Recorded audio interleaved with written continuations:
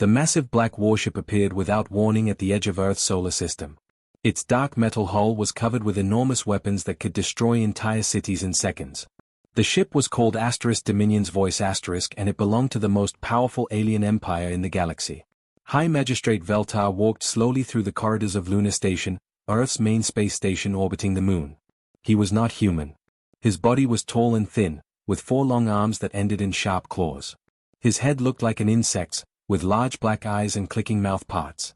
2 human guards walked nervously beside him, their hands near their weapons but not daring to draw them. Veltar represented the hegemony, one of 12 alien races that controlled the Galactic Council. For thousands of years, these aliens had ruled over dozens of worlds and hundreds of species. They were old, powerful, and had never been defeated in war. The meeting room was simple and clean, with white walls and a long metal table in the center. Admiral Kim Day sat on one side, wearing his dark blue military uniform. His face was weathered from years of space travel, and his eyes were hard as steel. Next to him sat Ambassador Park Sojin, a woman in her 40s with short black hair and a calm expression that revealed nothing of her thoughts. Veltar entered the room with his 4 arms spread wide. In his species, this meant he was being generous and kind, like a king granting favors to peasants. The translator device around his neck turned his clicking, chittering sounds into perfect human speech. "Primitive humans," he began, his voice filled with the confidence of someone who had never been refused. "The Galactic Council has been watching you. We have seen your ships spreading to new worlds. 17 star systems now have your crewed colonies." Admiral Kim Day said nothing, but his jaw tightened slightly. Park Sojin maintained her diplomatic smile. Veltar walked around the table as he spoke, his claws clicking on the metal floor. "Your expansion ends now. From this day forward, your species will serve the greater good of the galaxy under Council authority." He stopped directly in front of the 2 humans and looked down at them with his black, emotionless eyes. "You will provide tribute to the Council. 40% of everything your factories produce. 30% of your people will come with us to work on Council worlds. You will also give us all your technology and scientific knowledge." Park Sojin leaned forward slightly. "And what do we receive in return for this tribute?" Veltar's mandibles clicked in what might have been laughter. "You receive the gift of life. You are allowed to continue existing under Council protection. This is how the galaxy works. This is how it has always worked." Admiral Kim Day spoke for the first time, his voice low and dangerous. "And if we refuse?" The alien's clicking grew louder, more amused. "Refuse?" He gestured toward the viewport, where stars twinkled in the darkness. "Beyond your outer planets, 200 Council warships wait for my signal. Each ship carries enough firepower to turn your entire world into glass and ash. Your primitive weapons cannot even scratch our shields." He leaned down, bringing his insect face close to the humans. 47 species have received this same offer over the past 3,000 years. 47 species have accepted. They understood that resistance means death, and submission means life. Park Sojin's voice remained perfectly calm. "How long do we have to make our decision?" 30 of your days, Veltar replied, straightening up. "Use this time to contact your leaders. Use it to understand the reality of your situation. The Council is patient, but not infinitely so." The alien turned toward the door, then paused. "I have studied your species during my journey here. You are young, aggressive, and foolish. But you are not stupid. You will see that compliance is your only choice." Admiral Kim Day stood up slowly. "Before you go, I have a question." Veltar turned back, his head tilting to one side. "What happens to species that refuse twice?" The clicking stopped. For a moment, the room was completely silent. Then Veltar's mandibles began moving again, but slower, more serious. "No species has ever refused twice, Admiral. The first refusal results in the destruction of one major population center as a demonstration. After seeing their largest city turn to vapor, even the most stubborn species reconsiders. But if somehow a species were foolish enough to refuse again..." He paused. "Total sterilization. Every world, every ship, every trace of their existence erased from the galaxy. It has never been necessary." Kim Day nodded slowly. "I see. Thank you for the clarification." As the alien delegation left Lunar Station, their shuttle disappearing into the darkness toward their massive fleet, Admiral Kim Day turned to Ambassador Park. His weathered face was grim, but there was something else in his eyes now. Something that might have been anticipation. Get me a secure communication line to Colonial Command, he said quietly. All of them. Every admiral, every general, every colony leader from here to the Outer Rim. Park Sojin was already moving toward the communications console. What message should I send? Kim Dae looked out at the stars, where somewhere in the darkness, 200 alien warships waited for humanity's surrender. Tell them we have 30 days to prepare. Tell them the aliens expect us to surrender like every other species has done for 3,000 years. He turned back to her, and now his smile was sharp as a blade.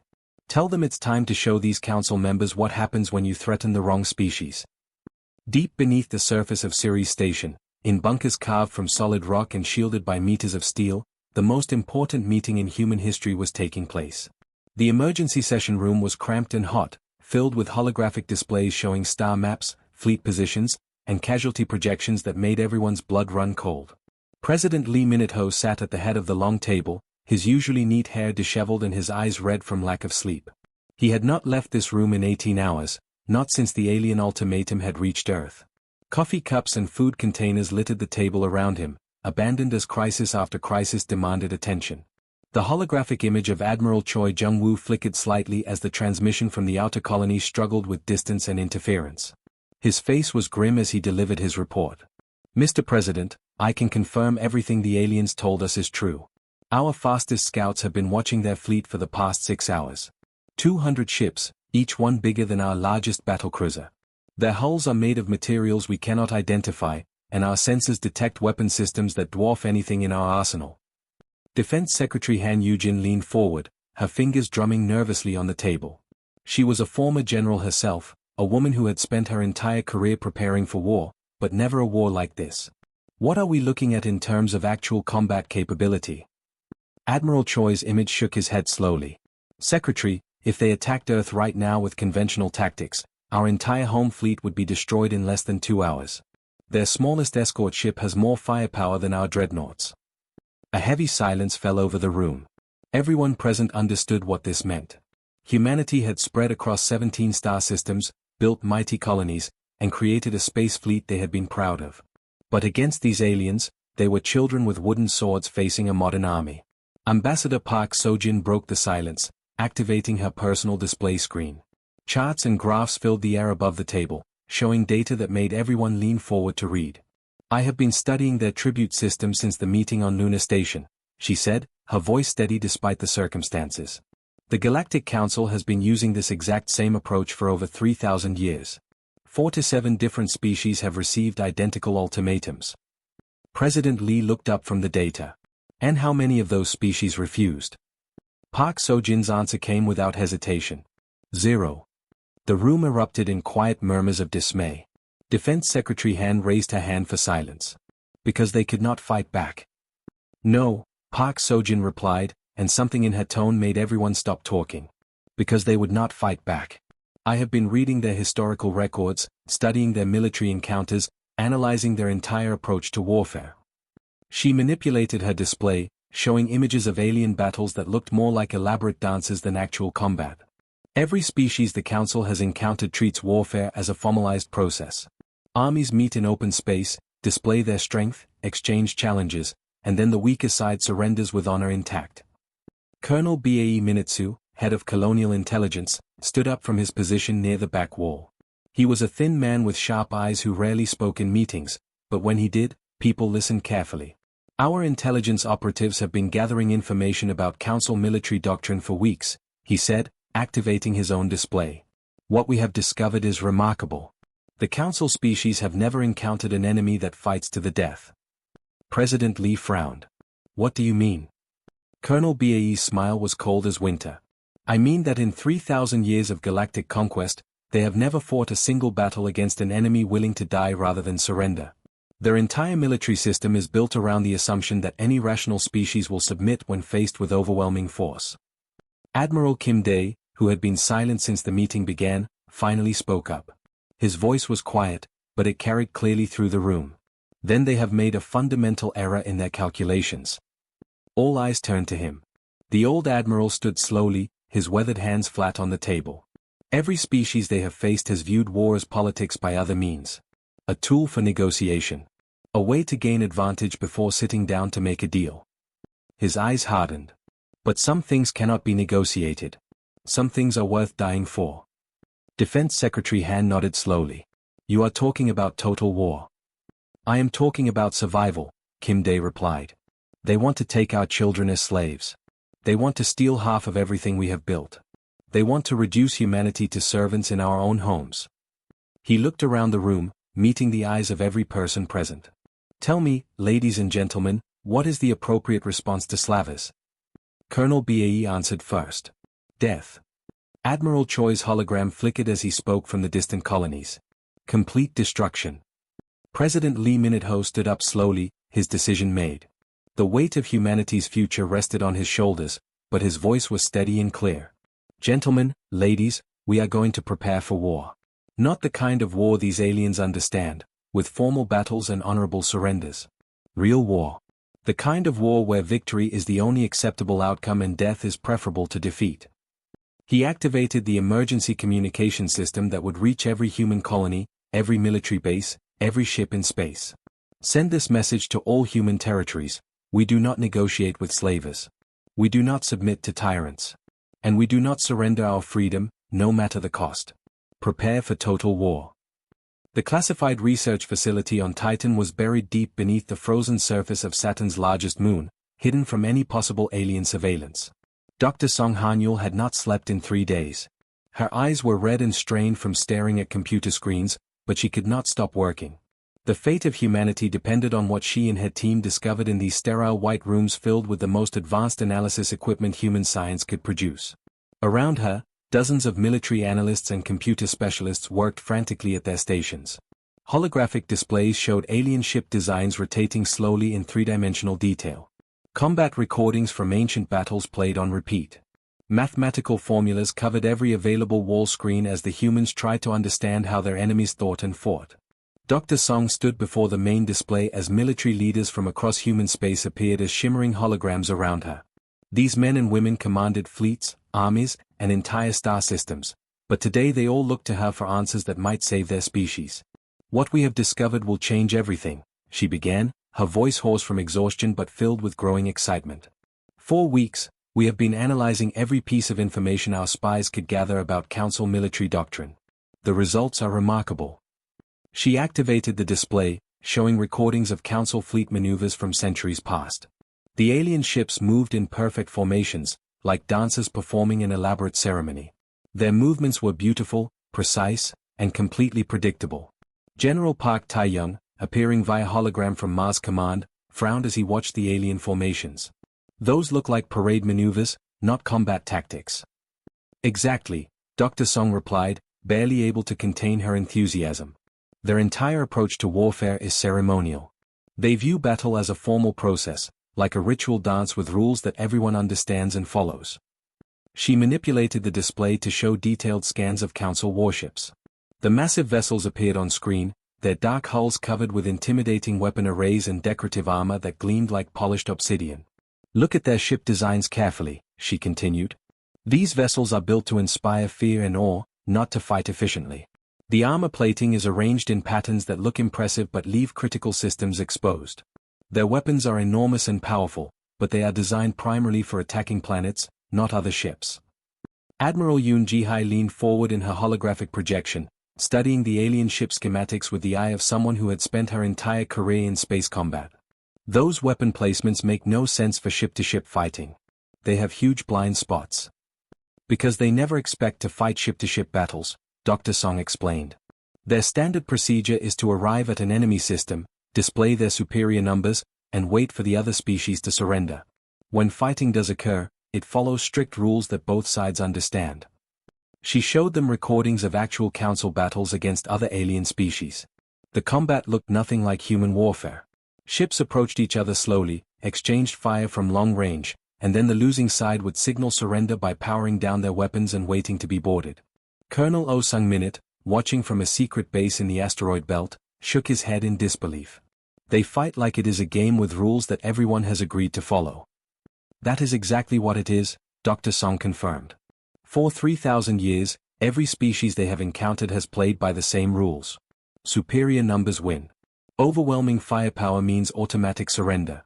No one fights to the death because that would be wasteful and irrational. She brought up tactical analysis showing how human combat doctrine differed completely from anything the Council had ever faced. Human military training emphasized speed, surprise, and the willingness to sacrifice everything for victory. Our ships are smaller and less powerful individually, she continued, but they are faster and more maneuverable. More importantly, our crews are trained for desperate situations. We understand concepts that are completely foreign to Council thinking. General Park looked puzzled. What kind of concepts?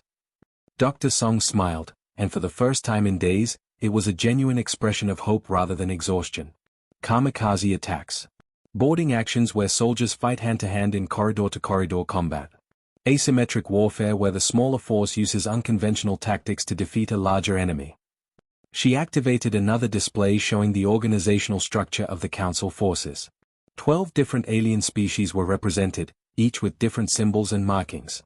There is something else crucial we have learned, she said. The Council is not a unified military force.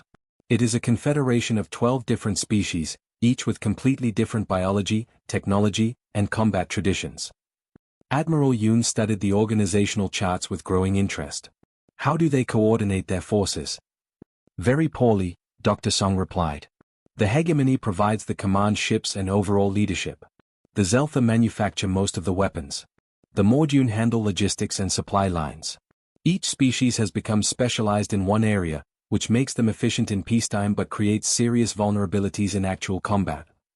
Colonel O manipulated his own display, showing how human fleets were organized with integrated systems and cross-trained personnel. If we could disrupt their coordination. Exactly, Dr. Song said. They have never fought an enemy that attacks their command structure, their supply lines, and their communication systems simultaneously. They expect their enemies to face them in honorable battle, not to strike at their weaknesses with suicidal determination. Admiral Kim Dae's voice crackled over the communication system from his flagship in the outer system. The old admiral had been listening silently, but now his words carried the weight of final decision. Dr. Song, you have given us exactly what we needed. These aliens think they understand warfare, but they have only experienced warfare as a gentleman's game with rules and limits. His voice grew harder, filled with the grim satisfaction of a man who finally understood his enemy's weakness. It is time to show them what real war looks like. High Magistrate Veltar stood on the bridge of his flagship Dominion's voice watching the chronometer count down the final minutes of humanity's deadline. Around him, 200 Council warships hung in perfect formation against the black of space, their hulls gleaming with the cold light of distant stars. It was a sight that had brought 47 species to their knees in surrender. The bridge was a masterpiece of alien architecture, with flowing curves and crystalline displays that showed every detail of the human solar system. Veltar's 4 arms were folded behind his back as he gazed at the primitive blue world called Earth, soon to become another tribute planet in the Council's vast empire. His communications officer, a thin creature with gray skin and large black eyes, looked up from his station. High Magistrate, the deadline has passed. The humans have sent no response to our generous offer. Veltar's mandibles clicked in what his species considered mild amusement. He had expected this. Young species often needed a demonstration of power before they understood their place in the galaxy. It was a predictable part of the integration process. This was expected, he said calmly, his translator converting his chittering speech into the common galactic language. Begin the bombardment sequence. Target their military installations first.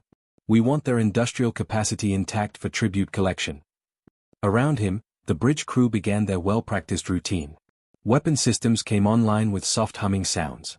Targeting computers calculated precise firing solutions. The massive main cannon of the Dominion's voice began to glow with deadly energy as it prepared to demonstrate Council power.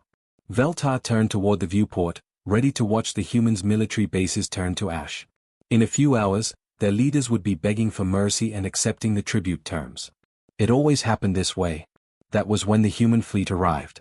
There was no warning. No formal announcement. No request for parley. The human ships simply appeared from hyperspace like ghosts materializing from nothing, but not in the orderly formations that civilized species used. They came from every direction at once, above and below the Council fleet, from angles that should have been impossible. The ships were small compared to Council vessels, but they moved with terrifying speed. Some were already trailing fire and atmosphere, their engines pushed far beyond safe operational limits. Others had weapon ports that glowed with barely contained energy, clearly overloaded beyond manufacturer specifications. Captain Nam Hosuk's voice screamed across all communication frequencies as his destroyer Soul's Fury plunged toward a council cruiser at full acceleration. His ship was already breaking apart from the stress, but he held course with the determination of the damned. For freedom. For every human child these monsters wanted to enslave. The council cruiser tried to bring its massive weapons to bear, but the human ship was too close and moving too fast. The Soul's Fury struck the alien vessel amidships with the force of a guided meteor, punching through its decorative armor and exploding deep inside its hull. Both ships disappeared in a ball of nuclear fire. Veltar stared in shock. What are they doing? This is madness. Ships are not supposed to be used as weapons. But the humans were not finished. More ships appeared from hyperspace, each one targeting a different council vessel with suicidal precision. These were not battle formations or tactical maneuvers. These were guided missiles with human crews who had chosen death over slavery. Shields up. All vessels to defensive positions. Veltar shrieked, but his perfectly organized fleet was already in chaos. The human ships were inside their formations, too close for the massive council weapons to target effectively. Commander Kang Minuk-kyung led the assault on the hegemony dreadnought Eternal Dominance Star. Her assault ship had rammed through the alien vessel's hull, and now her boarding parties poured through the breach like water through a broken dam. The humans fought with welding torches, explosive charges, and bare hands when their weapons ran out. The council crew had never experienced anything like this. Their training was for ceremonial combat, formal duels, and honorable surrender when facing superior numbers. They had never faced an enemy that fought in narrow corridors with the fury of the condemned, treating every room as a potential tomb. When the human soldiers ran out of ammunition, they used knives. When the knives broke, they fought with their fists. When alien warriors tried to surrender, the humans ignored them and kept fighting. Nothing in 3,000 years of galactic warfare had prepared the council for humans who fought as if they were already dead. Admiral Kim Dae watched the battle from his command ship Incheon*, positioned at a safe distance where he could coordinate the assault. His weathered face showed no emotion as he watched human ships die in brilliant flashes of light, each explosion taking a council vessel with it. "Sir," his communications officer reported, "we have lost 37 ships in the first 2 hours. And the enemy?" Kim Dae asked calmly. 120 council vessels destroyed or disabled. Their formations are completely broken. Several of their command ships are trying to retreat. Around the battlefield, the once mighty council fleet was scattered like leaves in a hurricane. Their perfect formations were gone, their overwhelming superiority meaningless against an enemy that refused to follow the rules of civilized warfare. Survivors from destroyed human ships were picked up by rescue pods and immediately volunteered to board other vessels to continue the fight. Council survivors floated helplessly in escape pods, still unable to comprehend what had happened to their invincible fleet. After 6 hours of the most brutal combat the galaxy had ever witnessed, the battle was over. 60% of the council fleet was destroyed or captured. The survivors fled toward the edge of the solar system, their proud formations shattered beyond repair. Admiral Kim Dae activated the long-range communication system that would carry his message across the galaxy to every council world. "This is Admiral Kim Dae of the Human Colonial Navy. Your tribute demand is denied. Your fleet is broken. Your superiority is an illusion." His voice carried the cold finality of absolute conviction. "We are coming for you." The Great Council Chamber on Hegemony Prime had once been the most feared place in the galaxy. Its soaring crystal walls and floating platforms had witnessed the submission of dozens of species over 3 millennia. Today, those same walls echoed with terrified whispers and the clicking of nervous alien appendages as former masters cowered before their former prey. Ambassador Park Sojin walked slowly down the central aisle, her footsteps loud in the sudden silence. She wore a simple black diplomatic uniform, but every alien eye followed her movement as if she carried death itself in her briefcase. Behind her walked General Lim Dong-hyun and Captain Seo Haijin, their hands resting casually on their sidearms, their faces showing no emotion at all. Above the crystal dome of the chamber, human warships hung like dark metal predators against the pale sky of the hegemony homeworld. The sight had sent panic through the alien capital for days. Never in recorded history had enemy warships appeared in orbit above the Council's most sacred world. The psychological impact was devastating. The 12 species of the former Council sat at their ornate podiums, but their proud bearing was gone. The hegemony representatives clicked their mandibles nervously. The tall, Grey Mordian kept their large black eyes fixed on the floor. The crystalline Zeltha flickered with colors that their species used to express fear and confusion. Park Sojin reached the center of the chamber and turned to face the assembled aliens. Her voice was clear and carried easily through the vast space, translated instantly by the chamber's ancient systems into every language present. The Galactic Council is dissolved as of this moment, she announced without ceremony. The tribute system that has enslaved dozens of worlds for 3,000 years is ended. Any species currently holding tribute worlds or tribute populations has exactly 30 standard days to release them and provide full reparations. A wave of shocked chittering, clicking, and strange alien sounds swept through the chamber. Several of the council members began speaking at once, their translator devices creating a cacophony of overlapping protests. Former High Magistrate Veltar struggled to his feet, his movements awkward in the simple grey prisoner clothing that had replaced his magnificent ceremonial robes. His 4 arms shook with rage and humiliation as he pointed one clawed finger at the human ambassador. "This is madness," he shrieked, his voice breaking with emotion. "You cannot rule the entire galaxy. You are one young species against dozens of ancient civilizations. We have allies, we have resources, we have." General Lim Donghyun stepped forward, his smile as cold as the space between stars. When he spoke, his voice was quiet, but somehow it silenced every other sound in the chamber. "We do not want to rule anyone," he said simply. "We never wanted to conquer worlds or collect tribute or build an empire. We just want you to leave us alone." A Mordian representative, its grey skin pale with fear, raised one thin arm. "And if we refuse these demands? What if some species choose not to comply?" Captain Seo Haijin activated the holographic display built into the chamber floor. Immediately, the air above the assembled aliens filled with images that made them recoil in horror. Burning ships filled the void of space. Exploding space stations created brief new stars. Entire fleets drifted as dead metal hulks among the debris of what had once been mighty armadas. "In the 6 months since your ultimatum to humanity," Captain Seo said, her voice carrying no emotion at all, "we have liberated 43 tribute worlds from Council control. We have destroyed every military asset belonging to Council species in 30 star systems. We have reduced 12 separate fleets to scrap metal and memories." She manipulated the display, showing images of human boarding parties fighting alien crews in the corridors of captured ships. The aliens in the chamber watched in stunned silence as their supposedly invincible warriors fled before humans who fought like demons. "We do not negotiate with slavers," Captain Seo continued. "We do not take prisoners from species that enslave others. We do not show mercy to those who would make our children into servants." The holographic images changed again, showing human rescue ships evacuating grateful alien populations from tribute worlds. Former slaves looked up at their human liberators with expressions of wonder and disbelief, as if they could not believe that anyone would fight to free them without demanding anything in return. President Lee Minutho's voice suddenly filled the chamber, transmitted from Earth across the vast distance of space. His words were calm, but they carried the absolute authority of a species that had proven its willingness to die rather than submit. "The galaxy has a new rule," the human president announced. "Any species that threatens human colonies, attempts to enslave human citizens, or demands tribute from humanity will face complete annihilation. We have proven that we prefer extinction to chains." His voice grew harder, more final. "We do not want your planets. We do not want your technology. We do not want to rule over you. But we will never again allow anyone to threaten our freedom or the freedom of those we protect." The transmission ended, leaving the chamber in absolute silence. Park Sojin closed her briefcase and turned toward the exit, followed by the other human representatives. Their job here was finished. As the human delegation walked away, the former council members sat frozen in their seats. For 3,000 years, they had been the masters of the galaxy, collecting tribute from dozens of worlds and hundreds of species. They had thought themselves invincible, their system perfect and eternal. Now they understood the terrible truth. They had awakened something that should have remained sleeping.